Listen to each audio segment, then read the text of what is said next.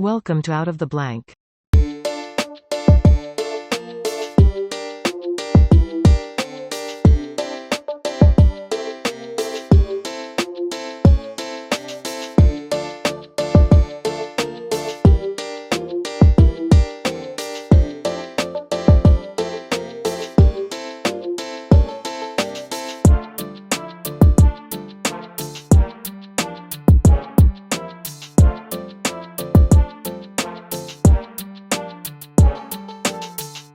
Welcome to another episode of Out of the Blank podcast. I'm here with Sonia. It's a pleasure to have you on the show. Can you please introduce yourself to everyone out there listening?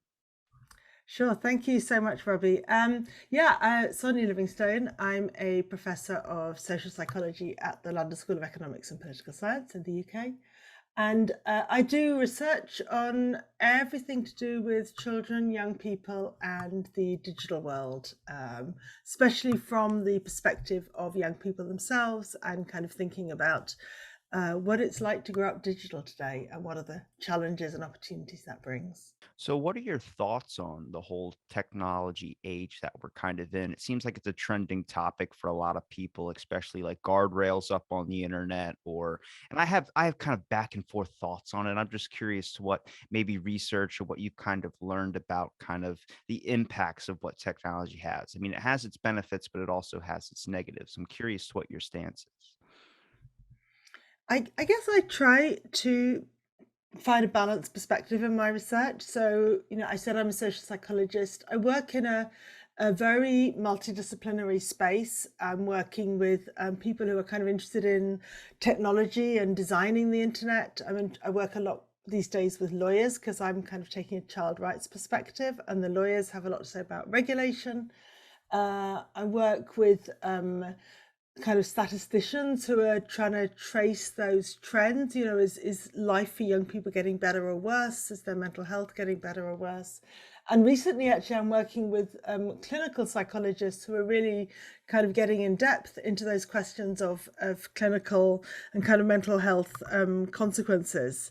And what I learn is that all of those perspectives have their kind of strong arguments, but also we need to find a way for them all to fit together somehow. So I think of myself as a bit of a bridge builder. I like talking to people from different perspectives, and to my mind, the research evidence is always qualified, is always kind of on the one hand and on the other hand, and it depends on the context. And if you start digging down into the measures of exactly, what do we mean by well-being, or what do we mean by mental health, or what do we mean by what's good for young people, or what the risks are. Actually, there's lots of complexity, so I do like getting into all of that, but I think as you started out, there are lots of grounds for concern, and there's a lot that needs to be done to make things better for young people in this digital world. Where do you think what should be tackled first? Because I know everyone's like, we got to make sure that like you want kids to have their innocence, you want them to be safe. But the internet, like putting up guardrails, I don't think is the answer. I'm a free speech person. I think you should be able to say whatever you say or whatever you want to feel, whatever you want to mean. It should all be up there. There should be no hiding of information because I think that skews thoughts. But it's so complex when you deal with someone's mind because if you do put up guardrails, that's never what the internet was kind of about. The internet used to be this kind of place where you would have to scavenge on your own and you used to come across the worst things. And some of them could scar you. That's 100% true. But I also think it formed your kind of opinions and your knowledge base, not only in a certain direction, but also taught you to learn like, okay, I can't go into this because that's going to lead me to this. And it's a teacher for a lot of kids now. That's the thing is that do we look at it are we looking at it with lens of an older time where before the internet where you used to go outside and explore the world, and that's kind of what everybody says, I need to take a break, I'm going to go outside. But you have kids that are digitally native, they're born with the internet. It's a whole new thing where I go, maybe we should just develop new guidelines. Maybe we should have a different take for a new understanding of what technology is, and that is kids are going to have to use YouTube and all these devices like they've been doing for the past couple of years now with how big it's taken off to teach themselves. For instance, a kid who doesn't have a dad that teaches them how to change the oil in their car, they can YouTube video it.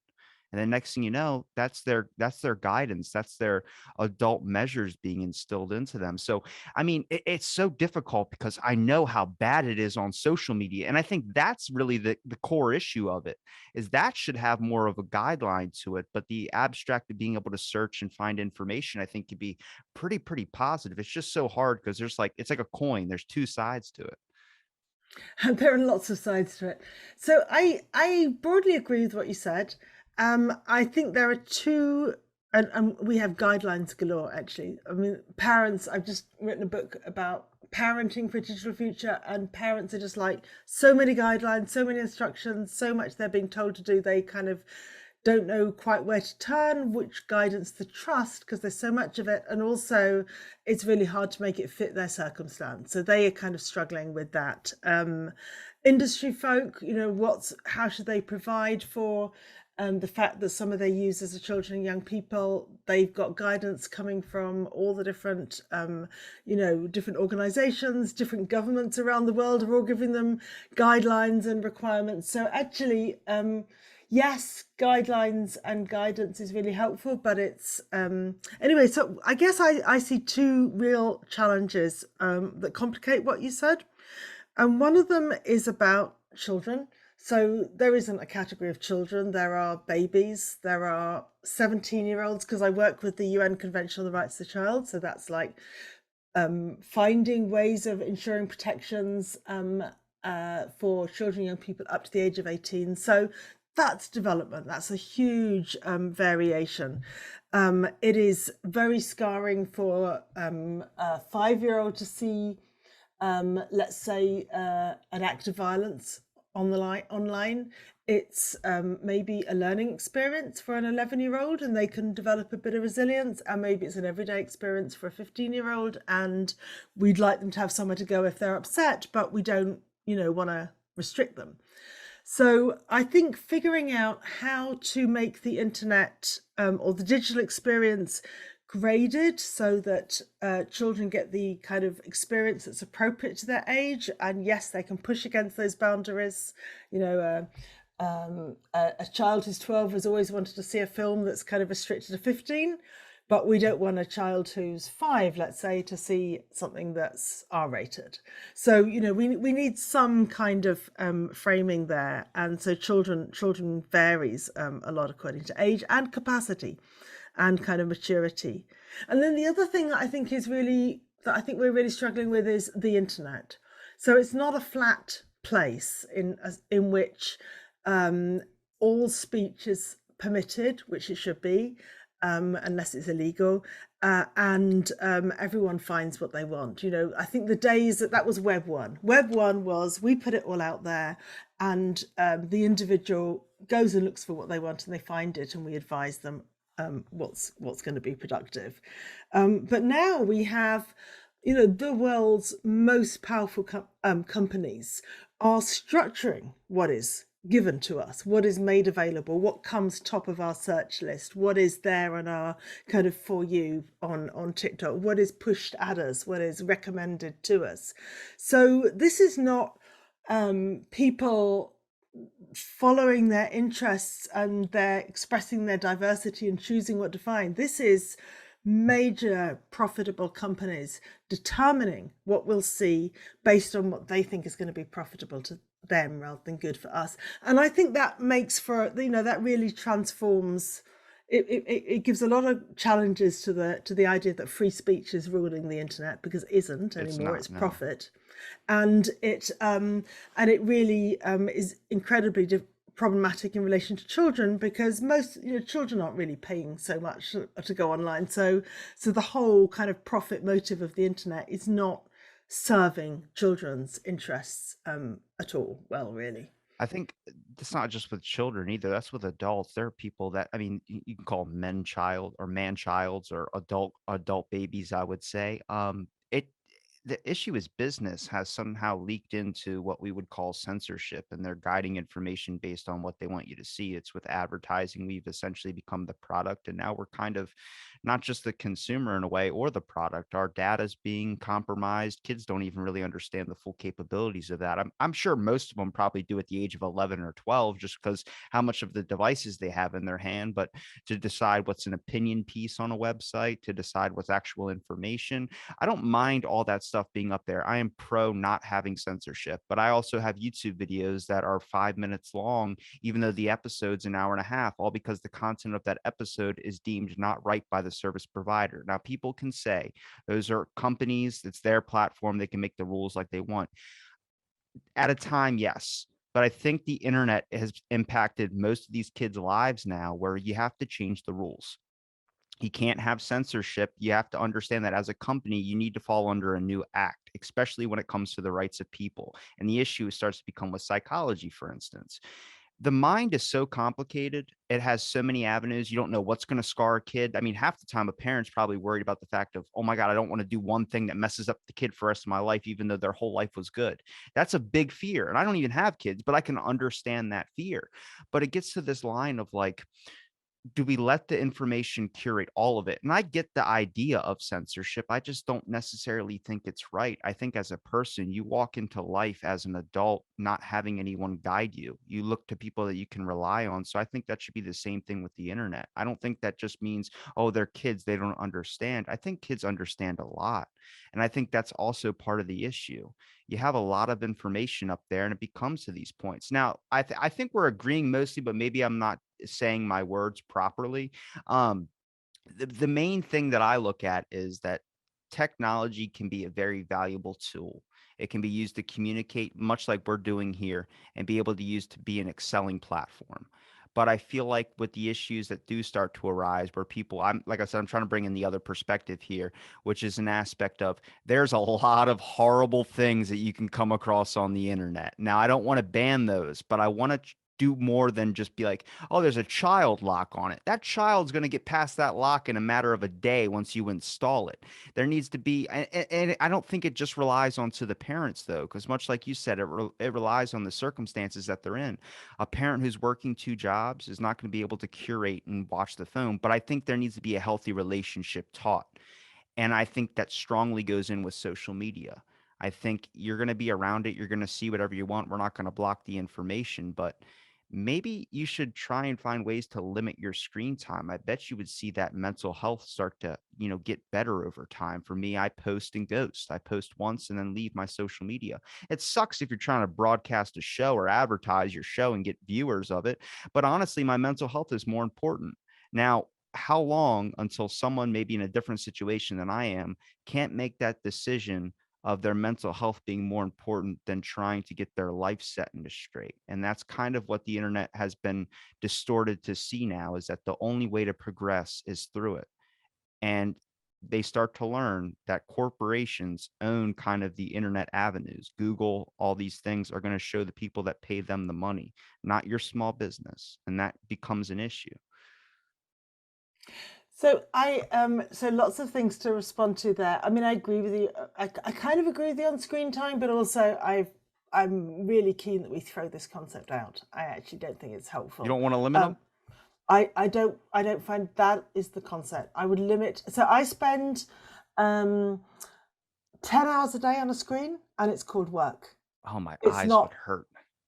No, my eyes don't hurt, and that's work. And that's work for many people these days. And we don't call it screen time. What do we, I mean, screen time implies something else, really. It implies some kind of mindless scrolling or checking your likes or counting. That isn't necessarily productive. But for most young people, many people now, um, life is on a screen. I'm doing my banking on a screen. I'm booking my next holiday on a screen. I'm talking to my mum on a screen. I'm doing my work on a screen.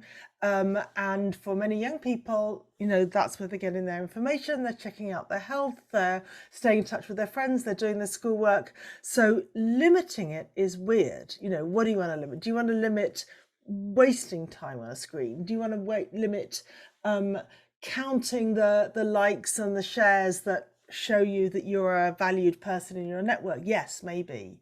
Do you want to limit pointless scrolling when you're trying to go to sleep, which means that you don't really go to sleep or you don't sleep well? Yes, maybe. But do I want to limit work? Do I want to limit children having fun playing? Do I want to limit how much they do their homework or are in touch with their friends or can look up some health information when they've got them? No, I don't. So that's why I'd say, let's think, what are people doing on the screen? Have they got an alternative way of doing it? Is it serving a purpose for them, or have they somehow got locked in a rabbit hole that is someone else pulling their strings, someone else kind of managing their attention because it's profitable for them? So, if you're watching YouTube and you're in the kind of autoplay spiral of whatever is recommended next, limit that, yes. Because that wasn't the person's agency and that wasn't their choice. But if they're choosing to use the screen for something productive, great. What I don't really get about the concept of screen time is I don't think a parent should feel like they have to limit their kids to 30 minutes. I think that people should just make a rational decision of like, maybe I've spent a little bit too much time doing nothing. Now, I get the benefit aspect of it. I try and be productive as much as possible. The only time I use this computer is if I do a podcast, because that's just productive in my sense. But mindlessly scrolling, it becomes a little bit difficult because I think that also increases your attention span. And I think people get bored very, very quickly, where next thing you know, they're watching TV, maybe to put their phone down, they immediately hop to the phone. I mean, how many times do you watch a film or you watch a show or something in your house and you're also on your phone at the same time? That's a lot of people. I know people that have 3 screens in their room instead of just having one. Now, we talk about the health effects with eyes, but I don't think that's it. What I would look at as an aspect of when it comes to screen time. I think you just make a conscious decision of like, am I using this to be productive in my life? Yes, then be on it. But most of the time, a lot of it boils down to just mindlessly scrolling through Twitter or mindlessly scrolling through a social media platform and then fighting on it. I agree with you, but we can't actually be productive 24/7. We get tired. We We could need to, try. We could try. we can try.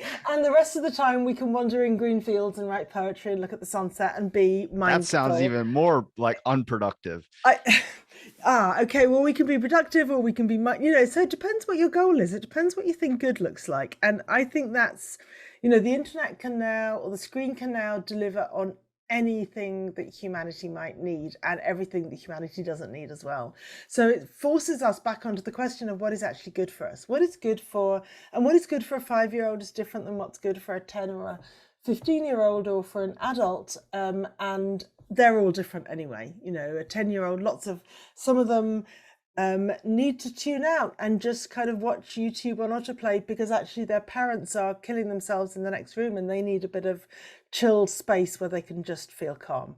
And for someone else, that's a waste of time because they need to be getting on with their homework, or their friends are, forgetting to invite them out because they're always playing the game. So, we need to work out what is. So I agree with you about the kind of mindful moment that each person needs to feel they can make a decision about what's good for them. But what's good for them might be productive and it might be just chilling and relaxing.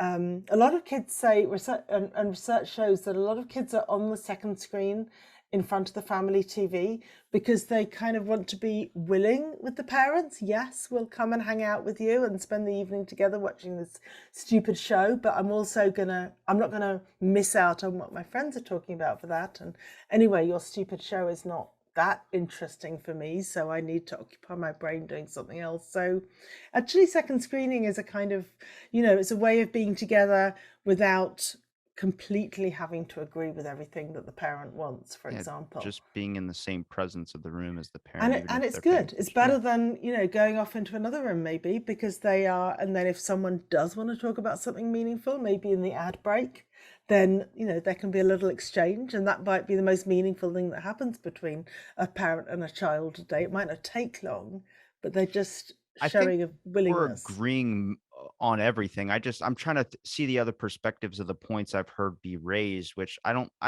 really have a bias in anything. If a kid wants to spend all day on their phone, they can. It doesn't matter. I mean, if they play a game, that's productive to them. I mean, a lot of issues now is that people just don't want to sit there and be bored all the time, which I understand. I just think there's a weird line that I've started to notice where about your future endeavors and whatever your life is going to be is seems to be like a weird distorted perspective that it's going to be balanced through the internet. So many people think that the only way to succeed now or the only way to get their business growing is through the internet. And I don't know where that branch off happened because before you used to make like, remember when I first started my show, I made little business cards and I would try and hand them out and be like, here's my podcast, everything. But then you could just advertise on Facebook or whatever. But how many of those are bots? That's where it adds a whole nother layer to it where I'm like, half the time someone thinks they're communicating to someone. Like, how many emails do you get talking about, I'll promote your service, I'll do this? Or it's something like there's single 18-year-olds in your area. Like, they're not real. It's all a ploy, it's all advertising. That's when I start to get very, very kind of worried, is only because with advertising used to just be commercials, and now they found other avenues and resources to be able to not just expose you, but expose your kids. And then now you have kids that are like buying in and they're spending money and they're not getting anything from it, but they think that they're succeeding. And that starts to become a little bit of an issue because I think that builds up trust issues. Mm. There was something I think that we really learned during the pandemic, during lockdown, because people were saying beforehand, kids just want to be on their screens. They've forgotten about real life. All they want to do is be on their screens. And as soon as they were locked down, and all they could do was be on their screens, they Go weren't allowed to see outside. their friends. We realized they want to go outside. They want to see their friends. They want to kick a football around. They want to, be able to see their grandparents or, play with their dogs in the park or whatever. It became really obvious that young people do not actually only want to be on a screen. And that's when we got all the really intensified talk about mental health as well, because mental health, just being, it wasn't just being on the screen, it was being cut off from fresh air, being able to go out, seeing relatives, seeing friends, being free to kind of make decisions about riding your bike or whatever. So I think, I agree that we talk in our society as if there is only the internet, and as if it doesn't happen there, it's not happening. And if it isn't visible there, then it didn't happen, it didn't matter. But actually, I think you're right. We kind of need to rediscover that sense in ourselves that there is lots more to life, and it matters to me to, just lie and look out the window and see the weather or whatever it is. There's lots of things people like doing that are not screen based. But the other thing you're saying is about to cut to the chase, is about capitalism. It's about how the internet has become so commercialized that whatever is promoted there and whatever is pushed at us there is for someone else's profit, not necessarily for our well-being or kids' mental health or what's productive or what's in the public interest. It's all about profit. And that's really hard for people to step back from unless the public sector kind of steps up and says, okay, we're going to have other kind of reasons for things to be online or for content to be provided. And I think you're sitting in a country where there is some great public services in most countries, including the US and where I am in the UK. But no country really wants to limit that profit motive, because every country is trying to kind of get as much of the big tech profitability to be operating within its territory. And that's driving the policies and back to the questions of regulation and how the technology evolves. Now, is there a correlation with the amount that technology is becoming like a part of our, like before it was a delicacy. You could have a phone, you could have a TV, you could have all these types of things. Now it's kind of like a requirement. We use them for a lot of things. And I don't see it slowing down. I've talked to plenty of people that are telling you, no, we're entering virtual reality. Then it's going to be augmented reality. Now cars also are autonomous, so you don't have to worry about driving. If you have an iCloud or phone or something, that your car will drive for you. So it's going to be becoming more of our lives. I'm just wondering how to curate it in the best possible options. I'm not talking about limiting of information, but making sure that we're bringing up ethical concerns when it comes to a factor of there is really no going back once you enter this kind of age. Now you can choose to be like, I'm going to get rid of my technology and do the Amish lifestyle. Yeah, but after a while, it's kind of like you just went from showering every day and having running water and doing this to pooping in a hole in your backyard. It doesn't. There's a big gap where a week later you're gonna be like, I want my house, I want my indoor plumbing, I want all this stuff kind of back. It's kind of like Pandora's box. But I'm just wondering, with like depression, for instance, this is a big point a lot of people were bringing up, and I can see the correlation to it with the internet myself. Is there a strong, like during lockdown, the amount of depression that went up? Is that a common correlation with not only the fact that they couldn't go outside, but also the fact of like the internet, the exposure to devices being on? I mean, there's more online fighting than ever now, and I don't see it slowing down. And the only answer that they toss out is silencing voices. And I don't think you can do that. I think you need to understand that it's a wasteland. That's what the internet is. It's a kind of, you got to learn how the thing works. I don't think you need to. People are self-censoring, which scares me the most. Like, I won't say something in fear that I can't post the episode because of this certain thing. That becomes an issue because that is brainwashing. And there's not really an easy way to get back from brainwashing. Even if you get, hey, you can say whatever you want. Yeah, but my thoughts have been curated for the past 3 years. I can't just openly erase that. I can't just be like, oh, flip a switch and it's back. You know what I mean? So there is a correlation between mental health and well-being and screen time or screen reliance, but it's a weak correlation. And if you kind of dig down into the statistics, you find just a ton of complexities. So if you are someone who is already kind of prone to depression, or has had a lot of problems in your life, or you're kind of vulnerable or marginalized in some way, then the internet can be a place that is really triggering and that is really kind of, can take you down quite dangerous rabbit holes, or make you feel even worse. It kind of intensifies the problem that you started with. But that isn't the majority of people, though quite a lot of people, I think, feel that at different points in their lives and kind of go in and out of kind of more or less sort of vulnerable or resilient phases. But generally, yeah, everyone's screen time went up during lockdown, but so did a whole ton of other things. We lost touch with friends and family. We lost the sense that we lived in a neighborhood or a community, or that there were kind of people we might get to know when we went to the shops that were part of where we belonged, part of kind of the place we were in. A lot of people lost work. A lot of people became very worried about money and kind of security, and rightly so.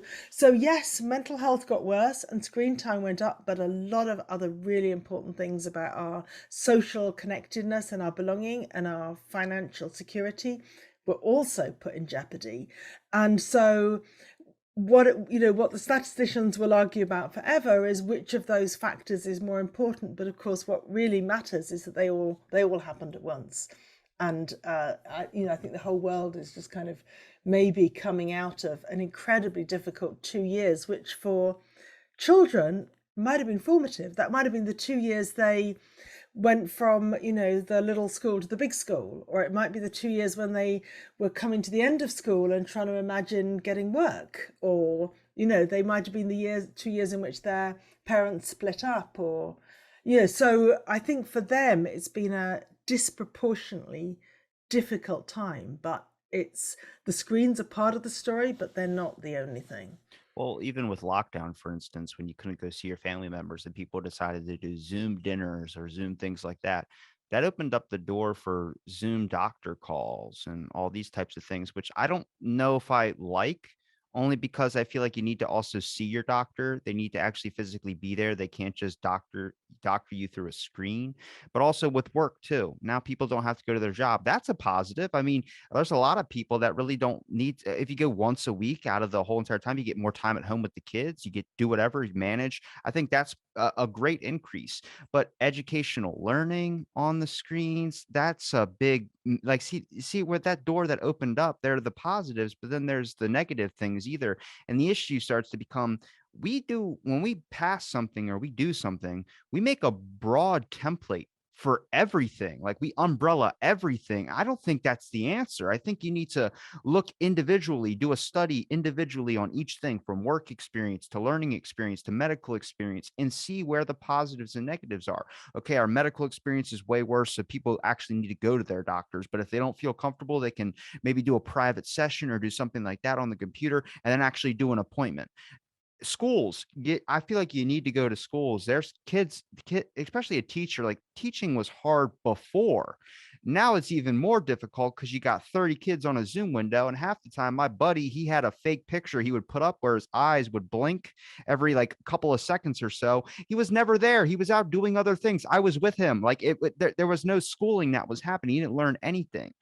That's where you need to understand is that you're now, when you start making the kids like the enemy, or you're trying to put like, I guess, the grown-up role into kids when it comes to the internet, you'll start to learn real quick is that they already know the ground. They know everything way more than you do. They know easily how to work around the system when you're still managing just putting one foot forward and then another foot forward, which I think that needs to be looked at carefully. I think with every door of possibilities that opens, you have to look at, we can't just make a broad umbrella for everything. We need to find individual research and studies and figure out what should we keep going this way and what should we change and adapt to make it easier for everyone else. I agree. And I think this could be, there was early in lockdown, there was a lot of talk about, what comes next and how actually we realize what went before wasn't great. And we don't just want to go back to how things were before. And then people started having, I saw lots of kind of creative ideas about what life could be like after. And I don't know that that thinking is really happening. We just have this, useless concept of hybrid. Like life has got to be hybrid hereafter. Learning should be hybrid, work should be hybrid. I don't know what, we don't know what hybrid means. No one that I've ever seen can actually make a hybrid meeting work like people online and in the room really feel like they're part of something. It doesn't. So we need to do a lot more work, but I don't think it's, did this work online and is that better in person? We need to a better analysis of what is it about learning that makes learning sometimes better, sometimes really work in person, and what kind of in-person situation. So, kids, if in some countries there might be 80 kids in a class, that's a disaster. That doesn't help learning. It's not that in person is better. So okay, maybe 25 kids in a class is optimal, or maybe 7 kids in a class is optimal, or you need a so we don't quite know what the in-person right answers are either. We could say the same with going to the doctor. I agree with you. If you've got something wrong, you really want to see a person face to face. But actually what we know before was people didn't show up to those in-person meetings. Some people didn't feel able to go, like men didn't go as often as women because they didn't want to show parts of themselves or talk about where they were sick, or I don't You know only need to why go once every six men don't years. go. Well, it depends what's the matter with you. But there's all this. There were a lot of problems with in person too, and some things. If you are, if you're the only kind of ethnic minority kid in your class, or you're the only gay kid in your class, or that's what you think, online might be the place where you can actually really feel yourself and meet other people, sharing your circumstance that offline never did for you. So, I think it really is, different situations we need to, it's really hard to make generalizations. But in all of those, we need our kind of analysis of what's working best for kids. We need our evidence of what circumstances, and we need some political will to make it happen so that we can, rebuild in a better way than we had before. Well, it's hard because even when we talked about before about the capitalization that's going on, the issue starts to become, if we which I think the answer would be case by case basis. I think that goes with each individual person is I guess, uniquely different. Even though we are similar in a lot of ways, that's why templates kind of work. I think there just needs to be more time and let that person decide, let this person decide, let their live. Like for me, I don't have an Alexa, I don't have any of these devices because I'm a Luddite at heart. I don't really like technology a whole lot, but I can see the benefit in it.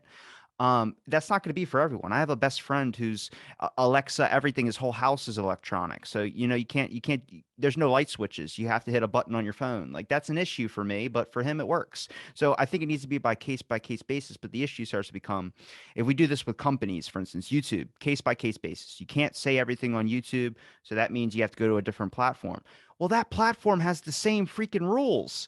Like the issue is that these companies are usually fitting to one political thing or one leaning, and that capitalizes the whole internet. I mean, I'm not left or right or anything when it comes to politics, but to say that most social media devices aren't left or these types of things, they're silencing all across the board, which I go, how do you manage this? You can't say case by case basis because secretly they have to be doing backdoor deals or something. Like Twitter, Facebook, all these different owners, but they all have the same rules. If one goes down, Twitter goes down too. And you go, hey, I thought you guys were separate companies. Yeah, but their servers are the same. So you go, okay, hold on a second. So what is this? And then you start kind of leaking into this aspect of like, is it really as free as you want it to be? And it's no, it's as free as they want you to have it. And that's kind of when it becomes an issue. It's like the same thing with what is it? Subscriptions. You get more if you're subscribed and you pay than the free version. They'll give you it, but they'll give you the bare minimum. And that's kind of what we see now is that a lot of people feel like they're at the bare minimum of what they can really access. And I just see that leaking into way more part of people's lives, especially with the more that we use them, we head down this direction. Like I don't think we need to limit people's time. I think we need to limit the ability for a company to really control all aspects of what that thing is. Now, I get it. Like I said, it is their company, but I think it also leaks into this thing is like, don't you think you have more of a reliance on the public who now uses you more than they did 10 years ago or 5 years ago? Well, sadly, they don't. If there's real evidence of a drop in trust, if they really, people really don't trust certain online sources or companies anymore, then they might try to do something to kind of amplify trust or rebuild, maybe. Um, but the evidence really is no, they say this is our company, this is not a public space, even though we treat them as public spaces. I mean, Google search, for example, feels to most people like a kind of a public thing. Everything should be there. Like you say, there should be no censorship. Why? Because it's taken over from the encyclopedia of old. It's taken over from the public library of Well, old. It's where the information is. that's the But they issue. say no, that's sorry, that's my company. We'll do it At the way we no want. point when you're at a library does the librarian come over to you and go, I don't want you to have that book. Well, What? actually, they did. They did. They They used to did? have. They used to have. There were books they had, and there were books they didn't have, and they were pretty open. But there would be rules. Okay, so no illegal content. No, know how to make a bomb. Let's say. Um, so there were limits, and then the librarians used to do something really interesting, which we haven't worked out how to do online, which is they would say, you've been interested in this, would you like to take a look at this, this, and this? And they would offer you something different from what they would offer the precocious 9-year-old who walks in with a similar kind of question, and perhaps different from what they would offer the, I don't know, the scientist who has a lot of expert knowledge. So the librarian would be the kind of, a bit like the search engine now, but Oh not, my God. because they would know who they were talking to, and they could offer info. So if you said, I really want this one book, this one, I don't know, banned book, the library could probably bring it up from its basement and give it to you. But if you didn't know what you wanted and you said, I'm interested in this, that, or the other, they would help you. They would guide you according to who they thought you were and what you were interested in. But they did it with your interests and the public interest because they were public employees, right? Now they do it for the commercial interest. They do it because they think it'll be more profitable if I give you this or if I show you more of that. And what you were interested in or what would benefit you is not in their interest unless they think that is going to be profitable in a limited kind of way. So is a lot of this just people asserting their own kind of morals into these ideas and thinking that this is what people should go by as well too? Like we have like those people that I would say like it's like the Stanford prison experiment. You had people that would assume their roles. You had people that are assuming this is how I think, this is how you should think as well too. And I think that influences a lot, not only other people, but our children as well too. Well, there's a lot of talk now about. I think they've debunked the Stanford prison experiment now, It's actually, a good because. experiment. But no, no, no, no. They can't replicate it. They can't replicate it, and it never. Don't There's tell a me lot of that. questions about how it actually. Do people kind of know, or were they playing along a bit? But I think more generally, this is why in every space around what's happened with the internet and the tech companies, the call is for transparency. It's not that we're going to necessarily tell the companies what to do, but they should be completely clear what information they make available, or what limits they have, or what information they make more or less accessible. And then you could choose, right? Or then even schools could choose which resources they're going to make available to their pupils, because they've got to choose a source, right? They've got to choose um, a set of online learning resources, and they need that transparency to decide what is going to be in the interests of our school or our pupils. So we don't have transparency about the contents, and we especially don't have transparency about the algorithms. So we don't know. It's all very well you saying, Google shouldn't, I don't know, search engines shouldn't censor, they should make it all available. Well, they might, but it might be the 999th Yeah. link, right? And you're only going to look at the first Well, 10. I had Zach Voorhees on here, the Google whistleblower who exposed what they deem as fake news. They deemed like things that weren't fake at all. Like I'm not even going to say the name of it. It's a shooting that happened.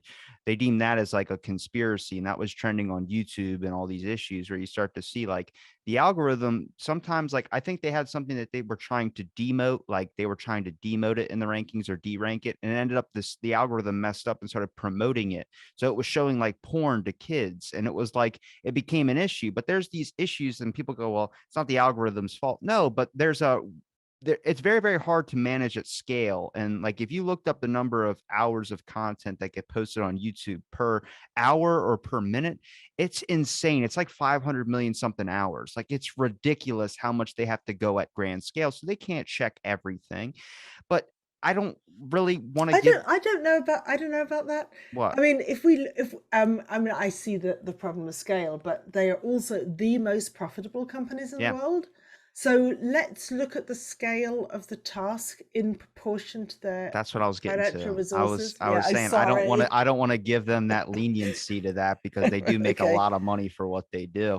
But that's the point that people bring up. I'm just trying to bring in that other side of like the issues that I see people try and counter these arguments, and you start to realize is like it's just it's I don't know what the fix is. I don't necessarily think that there is a fix, but I also think that when it comes to information or it comes to people's thoughts and stuff like that, I don't think that we should have people that are profitably motivated to really curate all this type of stuff.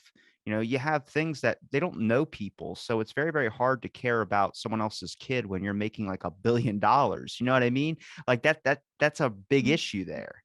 Yeah, no, yeah, I agree. I mean, the difficulty is knowing who else should do it. So we don't, if it's not the companies, often the argument is we want the government to do it. Well, most people don't want their government to do it. And people vary in how much they trust their government, and frankly, governments vary in how much they're trustworthy. But generally, the idea that the government is going to decide what information is available, that seems problematic too. So then we come back to either every individual. And if we say every individual, we lock ourselves into a system of inequality, because some people have got time to make these considerations. They've got the education to kind of understand the choices that are available. They've got the resources and the expertise to call on to kind of check things out. So those are the privileged people, and they will manage it better than the people who are too busy, didn't get the education, don't have the support, and so on. So it's a it's it's a double-edged sword. tempting. It's a Yeah. double-edged sword because the issue starts to become is that you think that people need to be saved because you don't expect them to go and search through every single article. But then also at the same time, on the other end, they say, "Oh, people are smart enough; they'll figure it out for themselves." And it's like, yeah, it's so counter. Like what? Like you can't establish this thinking that, but then you're initially wanting this. It just doesn't make sense. Where I mean, I don't want the government owning it because it's very hard for the government to give up power once they have it.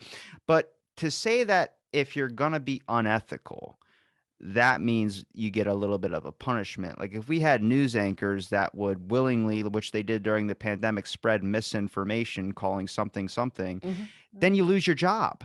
Hmm. I Hmm. guarantee you that's going to curb their decision on what they're going to say. I think that needs to be held accountable. I think accountability is the main thing, because trying to get people to give up transparency or trying to get people to give up power, that's such a slippery slope. Because I think, like, if you offered me power and how much I know about it now, yeah, my initial thought would be take it. You could do whatever you want. But at the same time, it's like, I've never seen it end good for anybody. I've never seen it. It takes you down a really dark route, and I think you lose empathy with it. And I think that's what happens. Is why we call it ivory tower syndrome. Like, you'll come across, and I've come across it before with some PhDs or something like that. They act like they know more than you because they have a piece of paper.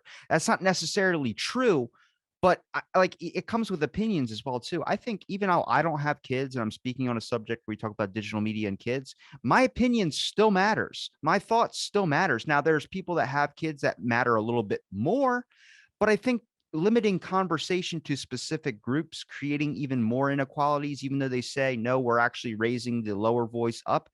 I think that's an issue because we're not doing that effectively. Any type of good measure that gets set or talked about is never done correctly. It's kind of done in this mix mash of like trying to rush and work at a pace. And I think that pace is always as fast as you possibly can. And that's where you'll see the most mistakes. People cut corners because it might be more profitable, it might be faster. I don't think a lot of these ideas aren't wrong. I just think there's a lot of issues with how they're being done. And then the issue is that once you're so far ahead, you don't worry about going back to fix those things. That's where I go, we need to like slow roll. It's about the long game out of everything. Mm. And it's especially about the long game for kids because we are, these are their kind of formative years. It takes whatever it takes, I don't know, 15 or 25 years to kind of grow up and become who you're going to be. Maybe it takes My a whole brain just lifetime. fully developed. It's supposed to be 24. Right, okay. Yeah, your neurons stop doing whatever they're doing and settle down at 20. Exactly. So it takes a long time. So here are we now trying to figure out, okay, let's say, I don't know, 5, 6 year olds are starting school and we have to design what is the tech in the classroom we want? What are the information skills we want to teach them? And they're going to go to work 20 years down the line in 2042. We have no idea what that world is. So yeah, we should be, I mean, some would say that, okay, so we should be super cautious. We should not be experimenting on them. We should not be treating them like the canaries in the coal mine. We should be building on what we've known through decades, if not centuries, of educational knowledge and kind of parenting knowledge, and prioritize. And that would mean balance. That would mean not too much reliance on tech. That would mean kind of building critical skills and agency skills and kind of social solidarity, if you like, ability to kind of work together and live together. And maybe those are the priorities. And learning to code or algorithm literacy or some of those latest things, maybe they're a bit less important than drawing on all that knowledge of what we know. But I think you're right, people feel panicked, like we're at the pivot point of change and we have to prepare really fast for a world and a kind of whole infrastructure of living and being that we can't guess at it. I wonder what the answer to be would. I guess the answer to be would be disconnecting tentacles of business. Like, how could we make maybe being on social media or using it to like ads or trying to do something in that sense, but make an intelligence kind of thing where that seems more like, for me, for instance, in my free time, what I like to do is I like to go on the internet and just read articles, like just try and find as much information as possible on a certain topic that I'm really interested in, whether if that's digital and media, or whether that's getting a guest to speak about that topic as well too, and learn that way. That's way more productive than, you know, trying to fight with someone on Twitter or social media. But that's just, I get that's for some reason that's way more easily accessible for a lot of people. Like, it's very, very hard to say, like, here's a strategy guide, put all your book or libraries of information of all these different institutes on your computer desktop. I mean, for a lot of people, their first thing is going to be click Google Chrome. And then when you click Google Chrome, it comes into like, hey, did you know this is trending? It's Will Smith slapping Chris Rock. And then they go into that and then they're down a rabbit hole. Like, there should be more, I guess, productive ways that these to really, not, I wouldn't say set yourself up, like curate your own kind of thing, but to make the information challenge, or make that kind of climb or quest for more knowledge more, I guess, accessible or more interesting than being on social media or playing Angry Birds. So I'm not an economist, but my understanding is, there are two solutions to this problem. I mean, one is you believe in the free market, and you say, surely soon, if not already, there will be more businesses competing, and if more people think like you, there will be a market for that. And someone will say, look, here's your clean ad-free browser, which doesn't promote anything, but it's just what you said you wanted. And maybe there's a market for that, and maybe the market will provide, and people can make their kind of rational choices as consumers. And the other is to say people will always be beguiled by, or actually the people who are more perhaps already disadvantaged will always be beguiled by being given some authoritative guidance and told what to look at. And so we need to put some public money into this. And there have been lots of attempts at making a public search engine, or public browsers, or on less commercial models, or civil society can come up with new ways of curating information and making it available. And we could put more emphasis on that. We could teach that to kids. We could help them to find the alternative resources, so we don't just say let's go to the big boys because that's convenient and that's where everyone else is. That's a bit like the lemming argument, where I don't know why we teach kids just to do what everyone else does. So we haven't really tried either of those. We've allowed a market to develop, which is incredibly concentrated with incredibly powerful players who can spend so much more money than anyone else in making sure that they kind of reproduce their own power. And there are some efforts at breaking them up, but I don't know if those are going to be very successful. Now, this kind of leads to a bigger question, but the opioid kind of crisis that, at least in the States, that's kind of trending. Do you think that is a factor of I wouldn't say social media, but the fact that the internet? Because when we talk about ads on the internet, for instance, there are only two countries in the world that big pharma companies can advertise in, and that's New Zealand and that's America. Now, there's an opioid, large, huge crisis after lockdowns and everything that happened over here in the States, and still going on.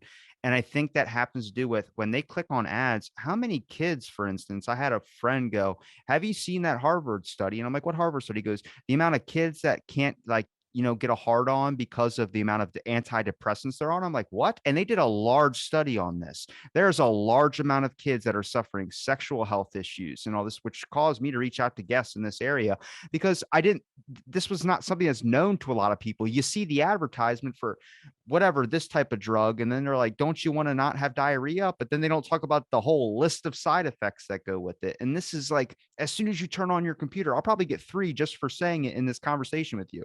I'll get 3 on my phone. Like, I'll talk about an IHOP, I'll get 3 advertisements for it. That is a big issue, because you have kids that are having the most fun and weird conversations, like kind of like this show is. I'm basically a child. And then you get an advertisement for that crazy thing that you're talking about. And I think that is not really, because I mean, how these kids, all their cards are on their phone. It's so easy to just put something in your cart and buy it right then and there without thinking something through. For me, for instance, I keep my card in my car and it's not saved on my phone. So at 2 o'clock in the morning, if I see a gem pack for $4.99, I have to go out to my car in the middle of the night and get it. I'm not going to do that. I'll worry about it tomorrow. Then I look back and it goes, oh, that's a bad idea. Those are good methods to be able to avoid those types of transactions, but how easy is it to link, or maybe if there's a possibility that you could link the internet, the massive amount of use that's getting up there, the massive amount of issues with depression that's getting up there, to the opioid crisis, and how, especially in the States and New Zealand, those are only 2 countries where pharmaceutical companies can advertise. It is amazing, and yeah, and it's the same on your TV, and it's been the same, for years and years. So that's a matter of politics. I mean, that is real Oh political God, will. And you said you didn't do politics, but it's everywhere you look. yeah, but yeah, absolutely, because the reason it doesn't happen in Britain is we have regulation against it. And people think regulation is, nasty red tape and it ties companies up and it impedes innovation. And maybe it does. We don't have these great, we don't have a significant Silicon Valley over here, but nor do we have all those ads. Though personally, I have ad blocker, so I'm not going to get any ads after our conversation because I don't see anything on any of my screens. Did you have to pay for ad blockers? It's voluntary. They run it as you say, you don't have to pay. You can just do it. Every site I go onto now says like, do you want to accept cookies? And I'm like, what? And now they have this weird option on sites where they go only primary cookies. I'm like, what's a primary cookie? Well, they should explain that as well. Yeah, I don't know what a primary cookie. Maybe it's a functional. We would, if it's to make the website work rather than for marketing. But yeah, I think people are kind of working out that everything they do is grist to the mill of the marketing and advertising world, and there are some things they can do. So, if you look at it developmentally, a 5-year-old knows none of this, and a 15-year-old has worked out quite a lot of it. And there's a kind of, there's a passage of time. And that means that there's a time when people are quite vulnerable because whatever they do, they'll just generate more and more. There'll be more and more a target for advertising. And then they work out, okay, I'm going to install ad blocker, or I'm going to keep my cards in my car rather than in my, on my phone, or I'm going to do whatever. People work out strategies and they find a kind of balance, but not everyone does, and not equally. And most people nowadays, because they're growing up with all this stuff, will have found themselves at some of those vulnerable points where they will have whatever, paid for something they didn't need, or got hooked onto a drug that was no good, or just got into a kind of negative spiral. So much of that kind of push at you is about finding yourself in hateful groups or finding yourself in abusive groups, or, just get pulled into things. And it's when people are at the, having at a vulnerable moment, whether it's developmental or just their mood, that's very hard to intervene in. That's very, that's where I think we need regulation, from the government of the companies. And when they say we cultivate your information, or we collect your information to make it a better experience for you, I'm like, okay, No way. does that not like trick anybody's ears to be like, what are we, you care about me personally? Really? No, Right. No there's none way. of that. No It's like way. my algorithm, how I like to throw off my algorithm is I'll reach out to this and I have everything on my show. So when I'm reaching out, it's all over the board. So you can't really track me down. But the issue becomes they also can't show you to other people who would be interested in that type of thing because so many people are focused into one thing. Then I think after enough time, that deems people into one classifications. There's podcasts specifically on murder, specifically on this, and they have giant audiences because people like what they like. And I think you don't necessarily know what you don't like. You know what I mean? Like that's the thing is like there's not enough of these new adventures that are being taken place because now that you let the information be curated, you're now just silencing all the other voices or silencing anything else and just going down one directional path, which I think is the worst, most toxic thing out there. And back to what you said about censorship at the start. I mean, what's interesting is that censorship is essentially the government saying that piece of information can't be available to the public.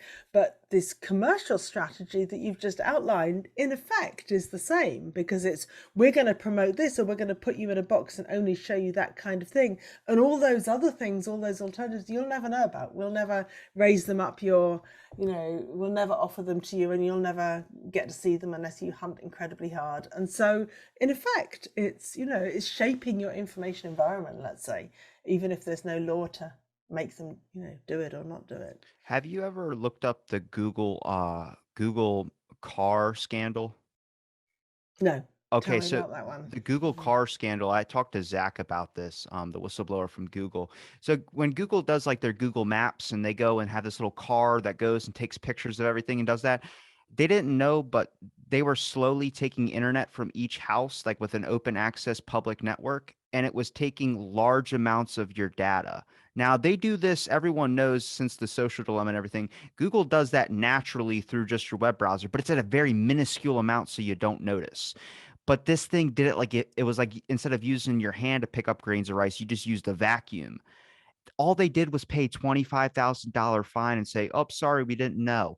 Now, as a company that says don't do evil on their website, and then they move that to a different category, you start to go, You just found a very effective way to get a large amount of people's data in just an hour or so. You don't think they found other ways to do that more effectively? Like that would be labeled conspiracy, but it's not, because there's an actual event where it did take place. And I go, you can't put your moral and ethical personal ideas into these things. You got to look from a business aspect, and that is profitable.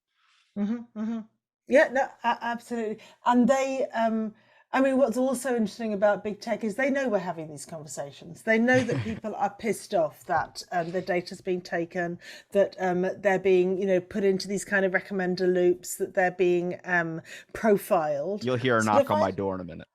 Right. So they're looking for other ways of making profit, and they're ahead of us. They're in some, we don't even know the language for, we've kind of understood the attention economy in a way, and there's been a lot of books and a lot of research, and we've kind of got the measure. But I think for the innovators, that is last year's business model, and they're already migrating to the next. And we'll catch up, maybe we'll have another conversation in 10 years and we'll be ahead of that today's curve, but we'll be behind the next one again, because it's, their whole raison d'etre is to stay ahead of these critical conversations. And I wanted to ask you one more thing when it comes to video games and violence. I did a Mm. study about this when I was when I was going to school for psychology, and I wrote a paper on it. And I don't think it necessarily causes violence, but I think it can awaken something that's already there. Most like people go, "Oh, it's a training thing. This kid did this shooting, and then he had all these Grand Theft Auto games. We got to ban Grand Theft Auto." I was like, "Yeah, I never did that, and I never wanted to go do that in real life. It was just something in a video game that you could do." But I honestly think now with virtual reality, I think if I redid that study, I might have a different opinion, because I think that adds another layer of like being more interactive. Like before, you're playing a controller and you're doing a game, but when you have the headset on and the ear experience on, like I'm watching these videos, this guy's doing a lightsaber thing.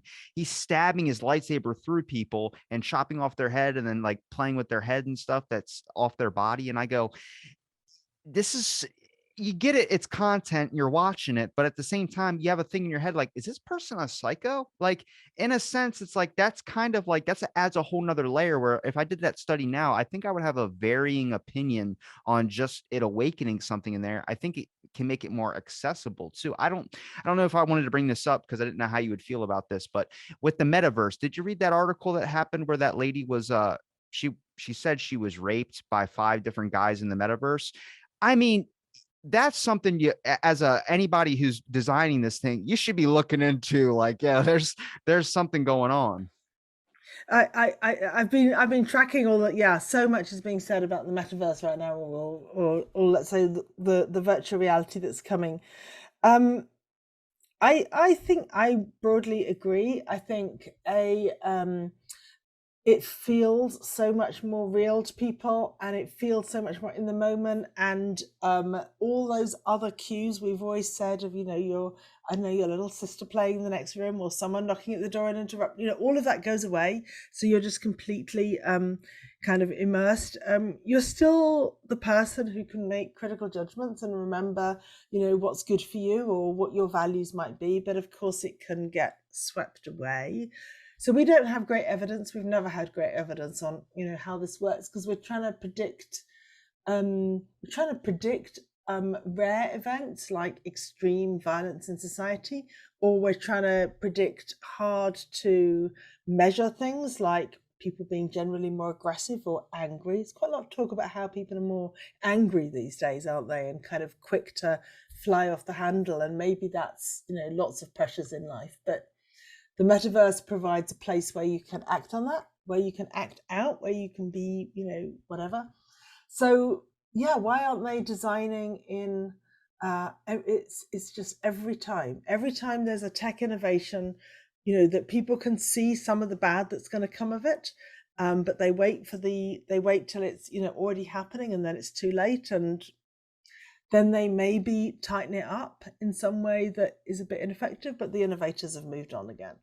So I have to say I despair a bit about the metaverse. Yeah, we can It's see interesting. sexual and we can see sexual violence, racist violence, all kinds coming up, and we're just sitting there and saying, "Hey, that looks like fun." I think I think it just you'll see a start of a decrease in manners, and I think that's a warning sign of where it might be heading in the next couple of years. Like Xbox chat, I don't know if you've ever heard of what that is, but it's how kids talk to each other on Yeah, no, Xbox. that I know. It's Yeah. very aggressive. But then Yes. you just hope that there's not a point where it translates that into actual public. It becomes kind of like driving your car and getting road rage. Like they're not necessarily a bad person. They're just really ramped up right now. And then you start to lose like the, I guess I would say, the line of what is right to do in society and what isn't. Now that doesn't, I'm not boiling it as far down as to doing a shooting. I'm saying with just language in general, you'll start having a more of aggressive tone in public and kind of a less attention span, or I guess less patience when it comes to just dealing with people, which I think that does start with Xbox. I used to be a huge gamer back in the day. But then I remember when someone tried to throw my Xbox out the window as like, you're playing this too much. And then I was emotionally invested into the Xbox because I just stayed at home all by myself all day. So when you're not going to school, you're not old enough to go out and drive your car or something like that. You become emotionally invested to this thing because it was seen as a source to link to friends and communicate. I just think these are all methods that can turn into bad habits or unhealthy habits that I think can be managed with just the smallest of intervention. But I think there's a way to make people more noticeable of those changes and knowing what is right and what isn't right. More of a, I would leave it up to the individual person to make those choices, not a parent, an individual person. Even a child can make those decisions of like, okay, I've been playing this game for way too long. I'm starting to feel like a nerd, and then they'll move on to something else. It might not be that they actually are one. It's just that they'll notice that in themselves. So I'll go back to what I said at the very start. I mean, I think, yes, parents can play a role, young people themselves can play a role, educators should be doing more, no question about that. But also, we need some parameters in regulation, even if it's kind of quite far back, but we need some regulation, and we need some way of making the tech companies develop things that, don't always push us to our limit and always push us in the problematic direction and always act to maximize profit rather than well-being. And it's all of those different factors coming together, because it's not going to be any one kind of silver bullet solution, but we need multiple ways of addressing this problem, because I agree with you, it's pretty we can get pretty worried about what's coming. Though I would say every generation, I think, through human history has said that young people have worse manners than they did. I have to ask, why did you specifically choose to research into this? Did you just notice around you that it's just becoming this part of our lives now, and you would try and look at other ways or methods to see if it was effective or ineffective? Um, yeah, when did I get into it? I think I've always been really fascinated with how, I started as a psychologist, so I'm interested that you did too. I kind of just always interested in how psychology is so much emphasizes humans' relations, conversations, interactions, kind of social, in person, and yet our lives are increasingly being taken over by mediated relations and technologies that kind of substitute or stand in the way of those social interactions. And we see them as technologies. We don't see them as a social intervention. We don't see them as a kind of ethical intervention in our lives. And then I discovered that if I research that, people are always really keen to discuss it, because there's always different sides of the story, and it's controversial and it's engaging, and it feels quite kind of cutting edge about what is happening to people now and what are their possibilities. So It does restore your faith that people are interested in the subject, at least. At least people are aware of a lot what's going on. yes, yeah, and plenty of academics do research that no one is interested in at all. So it's good to be having lots of different kinds of conversations. People want to read the work and talk about it. And is there a place where people can find your website, any of your links, your academic profile, email, Twitter, anything you want to put out there? Well, I put everything at www.sonialivingstone.net. So, I mean, it actually takes you to my university page, but I put everything there. And on Twitter, I'm at Livingstone_S. I'll make sure I link everything in the description. It was a pleasure chatting with you. And thanks for listening to this episode of Out of the Blank podcast.